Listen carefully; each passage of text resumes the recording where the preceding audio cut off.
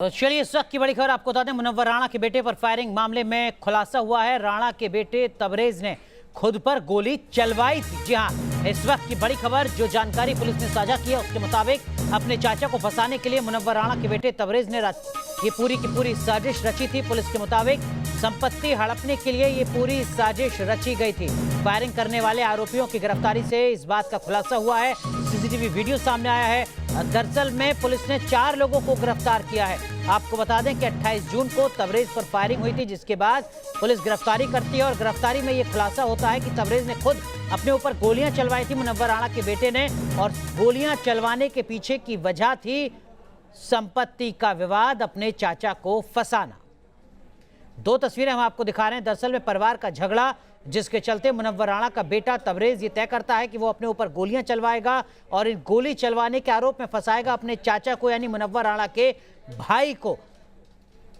लेकिन अब पुलिस ने खुलासा किया है।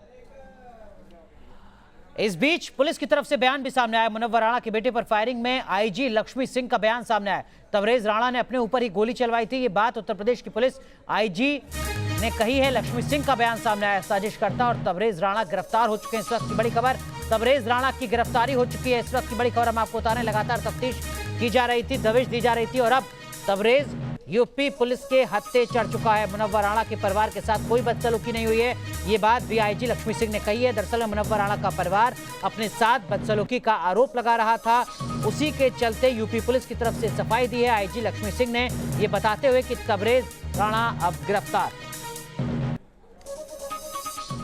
घटनाक्रम के इन्वेस्टिगेशन के दौरान हमने शूटर्स को जब गिरफ्तार किया, उनसे पूछताछ की, उनके द्वारा कन्फेशन किया गया कि सारी साजिश की भूमिका से की रचना जो है तबरेज राणा द्वारा स्वयं की गई है, और जो भी इसमें मीडिएटर थे उनको भी उन शूटर्स की निशानदेही पर उठाया गया है। उनसे भी पूछताछ हुई। पूछताछ में उन्होंने कबूला कि तबरेज राणा ने अपने पैतृक संपत्ति में जो उनका हिस्सा था उससे अधिक की बिक्री कर दी गई थी, जिसमें उनके चाचा और भाइयों द्वारा मुनव्वर राणा और उसके बेटे के ऊपर मुकदमे दर्ज कराए गए थे। मुकदमा वापस लेने के इरादे से, उन पर दबाव बनाने की नीयत से इस छूटे केस को कराया गया, लिखाया गया और अपने ही चाचा और उनके भाई बेटों को इसमें नामजद किया गया।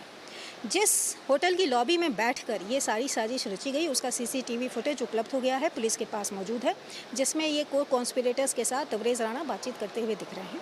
जिस पेट्रोल पंप पर पेट्रोल भराने की बात तबरेज राणा ने अपने एफआईआर में एक बात कही थी, उस पेट्रोल पंप के सीसीटीवी फुटेज भी पुलिस के पास उपलब्ध हैं। तबरेज राणा ने वहाँ पर कोई पेट्रोल पंप पर पेट्रोल नहीं भराया और वो बाहर गाड़ी लेके खड़े रहे। शूटर्स द्वारा वो खुद गाड़ी चला रहे थे, लेकिन ड्राइवर सीट की तरफ से घूम के मोटरसाइकिल उस सीसीटीवी फुटेज में दूसरी तरफ जाते दिखती है और एक राउंड वहां पे फायर होता है। तो उत्तर प्रदेश पुलिस की तरफ से आपने सुना आईजी लक्ष्मी सिंह को। उधर मुनव्वर राणा के परिवार ने पुलिस पर प्रताड़ना का आरोप लगाया। लखनऊ में शायर मुनव्वर राणा के घर छापा मारा गया। यूपी पुलिस का मुनव्वर राणा के घर छापा पड़ता है। आधी रात को यूपी पुलिस घर पर छापा मारती। मुनव्वर राणा के परिवार का पुलिस पर आरोप है कि जबरन मुनव्वर राणा के परिवार को प्रताड़ित किया गया है। 70 से ज्यादा पुलिस वाले अचानक घर में घुसे, महिलाओं और बच्चों के फोन छीन लिए। बीती रात को पुलिस जाने माने शायर मुनव्वर राणा के घर पहुंची थी। मुनव्वर राणा और उनके परिवार का आरोप है कि पुलिस उन्हें प्रताड़ित कर रही है। इस वक्त मशहूर शायर मुनव्वर राणा और उनकी पत्नी है मेरे साथ। सर, कल पुलिस आई थी रात में आपके घर, क्या किस लिए आई थी? कोई बातचीत हुई आप लोगों? मुझे अभी तक नहीं मालूम कि वो पुलिस थी या बदमाश थे। न मेरी कोई बात हुई, न मुझसे उन्होंने पूछा।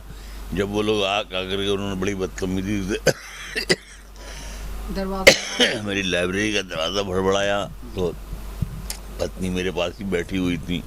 मेरी तबीयत थोड़ा ठीक नहीं थी, तो मैंने कहा उठ के देखो, इसलिए हम तो इस काबिल भी नहीं कि जल्दी से दरवाज़ा खोल सकें। वो लोग अंदर आ गए, इधर उधर ढूंढने। मैंने कहा आइए तशरीफ रखिए, बैठिए, क्या बात है, बैठ बताइए। कोई गुफ्तगू नहीं की, कोई बातचीत ही नहीं की। तो अब इधर उधर भी पता कहाँ गायब हो गए, तो हमें मालूम ही नहीं कि 2 लोग थे कि मान लो। बाद में लोगों ने बिल्डिंग में बताया कि 50-60 से ऊपर लोग थे। पूरे सब रास्ते उन्होंने ब्लॉक कर दिए थे। उधर जो पुल के पास से रास्ता आता है वो न उन्होंने मीडिया को आने दिया, जो मीडिया के कुछ लोग आना चाह रहे थे उनको भी नहीं आने दिया। हमारे वकील 5-6 आए थे, उनको भी वहीं रोक दिया कि आप नहीं जा सकते हैं। यहाँ पूरी बिल्डिंग छान डाला उन्होंने, मेरी इज्जत का कीमा कर दिया उन्होंने।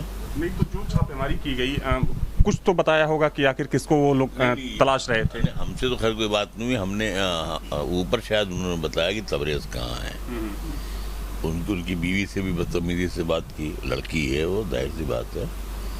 और बजाय इसके कि उन मुजरिमों को ढूंढे जिनकी वजह से सब वारदात हुई, वो तबरेज़ को ढूंढ रहे थे।